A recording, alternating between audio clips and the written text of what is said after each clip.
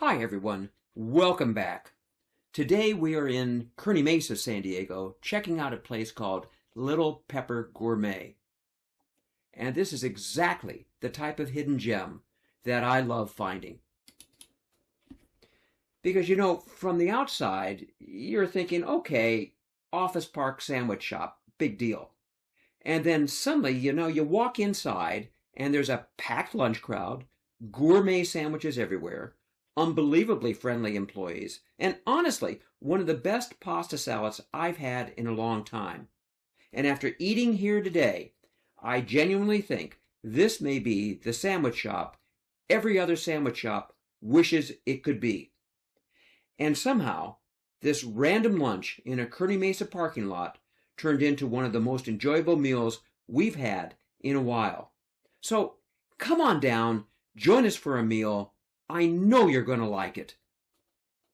My wife and I are self-proclaimed foodies, no question about it. We love fine dining, tablecloths, and great service, although sometimes we'll do more down-home dining too. It's all about the great food. So we're bringing you reviews of great restaurants in San Diego County and beyond.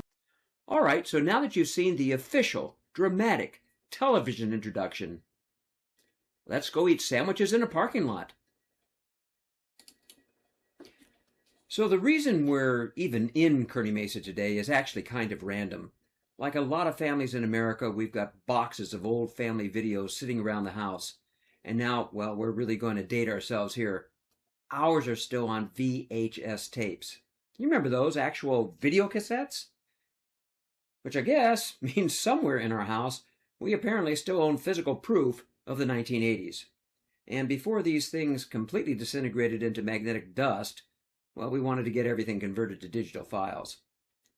And I really didn't want to ship irreplaceable family memories across the country to some random warehouse.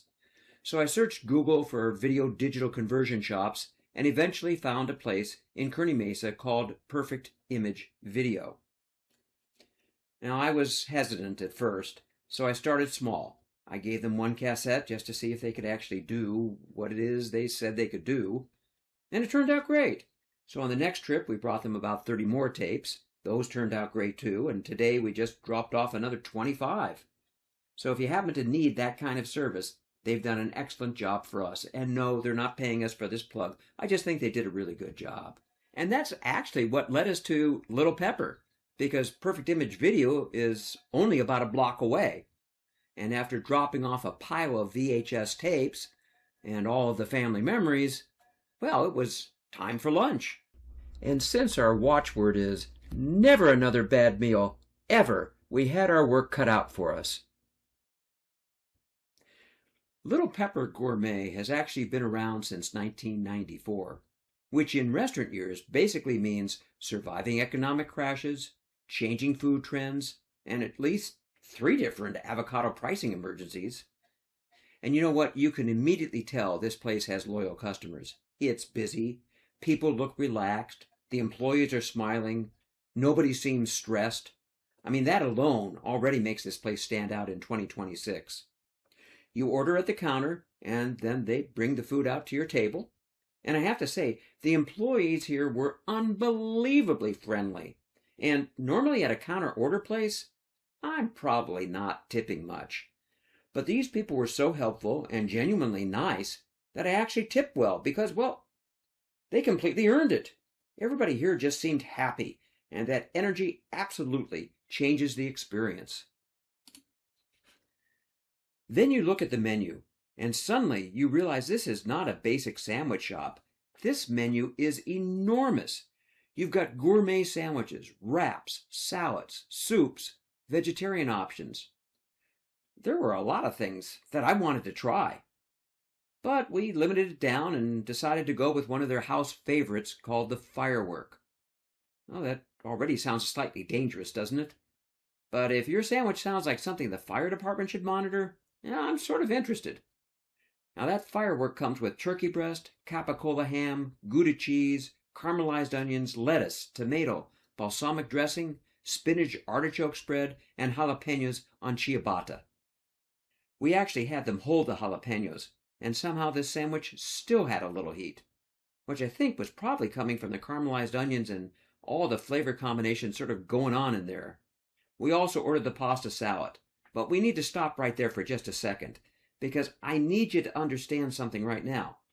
I was really not emotionally prepared for how good this pasta salad was going to be.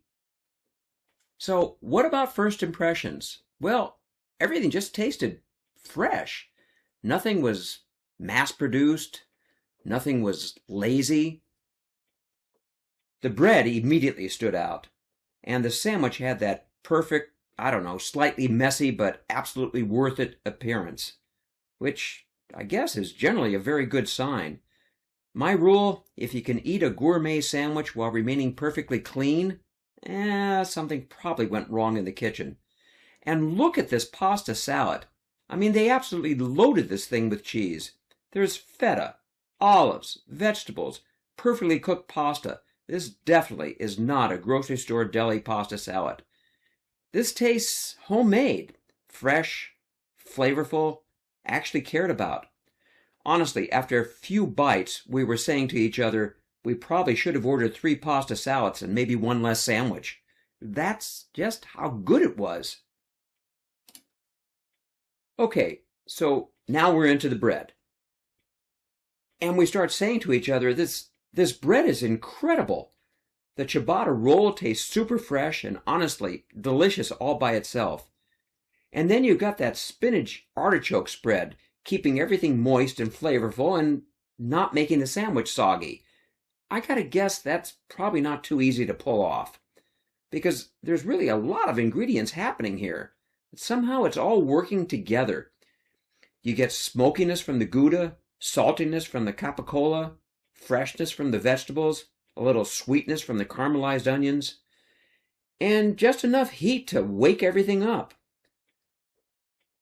This is, I guess, one of those sandwiches where every bite tastes slightly different depending on what combination hits first. And I mean that in a really good way. And, I know this one sounds really ridiculous, but sitting outside in a random Kearny Mesa parking lot, eating this sandwich was weirdly enjoyable. I've not enjoyed eating lunch in a parking lot this much since the pandemic, when Susie and I were eating last night's barbecue ribs outside of Walmart off the 101. Somehow this had that exact same, what would you call it, unexpectedly great lunch memory feeling. Even the little side salad was excellent. The vinaigrette had so much flavor, and that's another side of a really good restaurant, when even the tiny side salad tastes like somebody actually cared. And this is one of the reasons I love doing these food videos, because this wasn't some giant planned culinary expedition. We came to Kearny Mesa to preserve old family memories from VHS tapes. And somehow, we ended up discovering one of the best lunch spots we've been to in a while. That's the fun of food. Sometimes the best meals are the ones you never planned. We also tried the sugar cookie. And it was a good cookie. It was a solid cookie. It wasn't entering the Cookie Hall of Fame, but it was perfectly enjoyable. But after the sandwich and pasta salad, that cookie really didn't stand a chance. So here's the question that I have. Is Little Pepper Gourmet worth coming to? And my answer would be absolutely. And what I like best about it is, I don't know, it just feels genuine. Nothing feels forced. Nothing feels trendy. No one's trying to make sandwiches for social media. They're just making really delicious food with fresh ingredients and treating customers really, really well. And that combination is becoming sadly rare. The firework was excellent. The ciabatta bread, fantastic. And the side salad, the vinaigrette, was surprisingly flavorful. And the pasta salad absolutely lived up to the hype. I'm still thinking about that pasta salad. This really does feel like the sandwich shop every other sandwich shop aspires to be. So if you're in San Diego, especially in the Kearny Mesa area, this is definitely a place to check out. on the Traveling Foodie Attorney 10-point rating scale. And remember, this is a sandwich shop, so we're rating it as such. It's not a fine dining experience because it doesn't aspire to be that.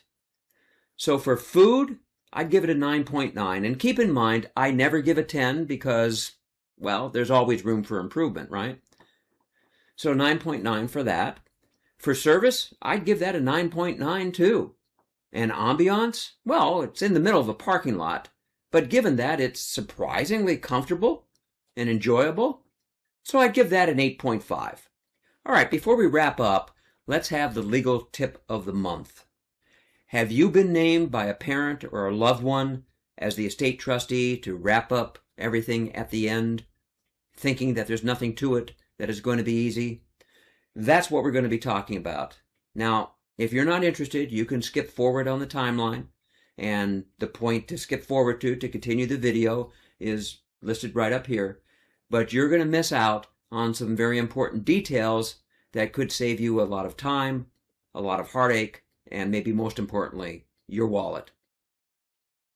If you act as trustee, you have responsibilities, and you have responsibilities to creditors, you have responsibilities to taxing authorities, you have responsibilities to the other beneficiaries.